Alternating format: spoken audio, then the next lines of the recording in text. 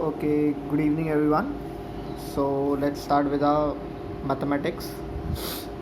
So as you can see, our question for today is check whether 6 to the power n can AND with the digits 0 for any natural number n. Question ये बोलता है कि ये जो 6 number है इसकी यहाँ पे ऐसी क्या पावर रख सकते हैं कि जिससे जो भी नंबर आएगा उसकी लास्ट डिजिट ज़ीरो हो। जो भी नंबर आएगा उसकी लास्ट डिजिट ज़ीरो हो। एक इजी वे समझने का, 6 टू द पावर n, तो अगर मैं n की वैल्यू 2 रखता हूँ तो इसका मतलब 6 के स्क्वायर की बात हो रही है।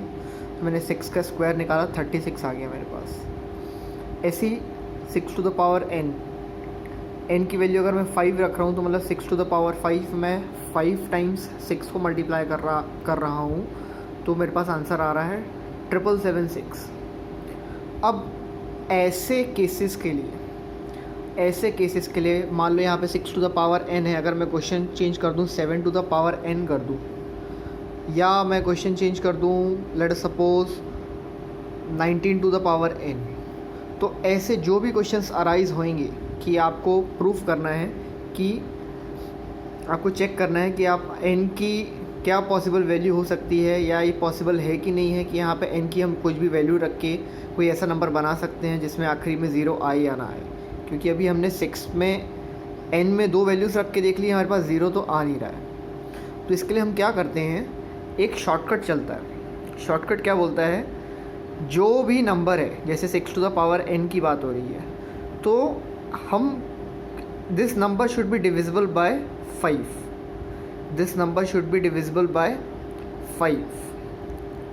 या 7 टू द पावर n की बात हो रही है तो भी this number should be divisible by 5, या कह सकते हैं 5 इसका फैक्टर होना चाहिए। ठीक है, जैसे मैं अगर 10 टू द पावर n की बात करूँ तो यहाँ पे मेरे पास आ जाता है 2 multiply by 5 whole to the power n। तो यहाँ पे मेरे को 5 दिख रहा है, तो इसका मतलब ये 10 to the power n will be divisible by 5, क्योंकि 5 यहाँ पे इसका फैक्टर है, 5 इसका फैक्टर है 10 टू द पावर n का। इसका मतलब n की कोई भी पॉसिबल वैल्यू ऐसी इस यहाँ पे हो सकती है जिससे कि जैसे कि यहाँ पे 10 आया हुआ है, इसकी लास्ट डिजिट जैसे यहाँ पे 0 है, तो हमने कैसे चेक किया कि इसके जो फैक्टर्स है उसमें 5 है, तो ऐसे इनके फैक्टर्स में भी 5 होना चाहिए। तो व्हाट वी विल डू, हम पहले अज्यूम कर लेंगे कि let 6 to the power n ends with 0। हमने पहले सपोज कर लिया कि ठीक है, मान लेते हैं कि ये 6 टू द पावर n मतलब n की हम जो भी वैल्यू रखेंगे उससे जो भी आंसर आएगा उसके जो आखिरी डिजिट होएगा वो 0 होएगा। फिर हमने ये भी मान लिया कि मान लेते हैं कि hence 6 to the power n is divisible by 5। हमने ये भी सपोज कर लिया कि 6 टू द पावर n जो है वो डिविजिबल है किससे है, 5 से। फिर हम प्राइम फैक्टर्स निकालते हैं 6 के, तो प्राइम फैक्टर्स जब हम 6 के देख रहे हैं तो वो है 2 और 3, तो ऐसी 6 टू द पावर n में भी 2 और 3 ही आएंगे, उसके अलावा तो और कोई आ नहीं सकता। तो 5 तो हमें यहाँ पे कहीं नज़र नहीं आ रहा है, 5 हमें यहाँ पे कहीं नज़र आ नहीं रहा है। तो इसका मतलब हमने ये जो चीज़ अज्यूम करी थी, कि हमने ये अज्यूम किया था कि ये हम सपोज़ कर लेते हैं कि ये 6 टू द पावर n जो रहेगा वैल्यू, ये इसमें n की हम जो भी वैल्यू रखेंगे वो 0 से एंड अप होएगा और ये 5 से भी डिवाइड हो जाएगा। ये दो चीज़ जो हमने अज्यूम करी थी, ये हम फॉल्स मान लेंगे। ये हम क्या मान लेंगे, फॉल्स। हम ये समझ लेंगे कि हमारा ये जो अजम्पशन था ये रॉन्ग था। इस क्वेश्चन में बस इतना ही है, इसके अलावा कुछ नहीं है। ध्यान से देख लो, डोंट गेट कन्फ्यूज्ड। क्वेश्चन में आपके पास 6 टू द पावर n है और आपको ये प्रूफ करना है कि n की आप अगर कोई भी वैल्यू रख रहे हो तो उसमें कोई ऐसी वैल्यू आ सकती है कि जिसमें इसकी आखिरी में जो वैल्यू आएगी उसमें आखिरी में 0 होएगा। तो हमने ये सपोज़ कर लिया कि हम मान लेते हैं कि कुछ भी वैल्यू इसमें रख सकते हैं, तो उसमें जो भी नंबर बनेगा आखिरी वैल्यू 0 होएगा। फिर हमने ये भी सपोज़ कर लिया कि मान लेते हैं कि ये 5 से डिवाइड भी हो जाएगा।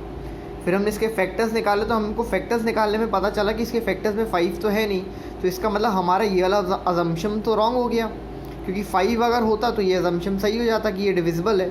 बट इसके फैक्टर्स में 5 है नहीं, तो इसका मतलब ये हमारा अजम्पशन तो रॉन्ग हो गया। अगर ये वाला अजम्पशन रॉन्ग हो गया तो ये वाला भी रॉन्ग हो गया। इसका मतलब ये पॉसिबल नहीं है कि यहाँ पे n की हम कुछ भी वैल्यू रखेंगे तो जो भी नंबर बनेगा उसका लास्ट डिजिट 0 होगा। This is the reason which we have given for this.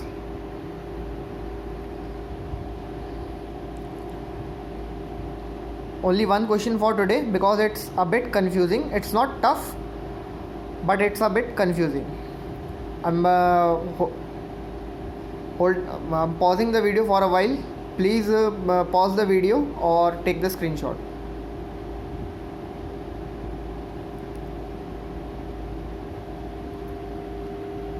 This you can note अगर आपको लगता है कहीं आपको हेल्पफुल रहेगा या कहीं काम आएगा तो, अनलेस इट्स नॉट नेसेसरी। ये आपको सिर्फ समझाने के लिए मैंने यूज़ किया था।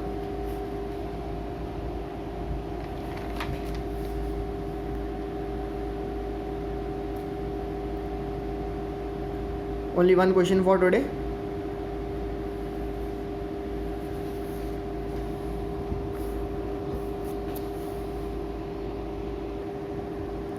Homework 9 to the power n and 7 to the power n. That's all for today. Thank you.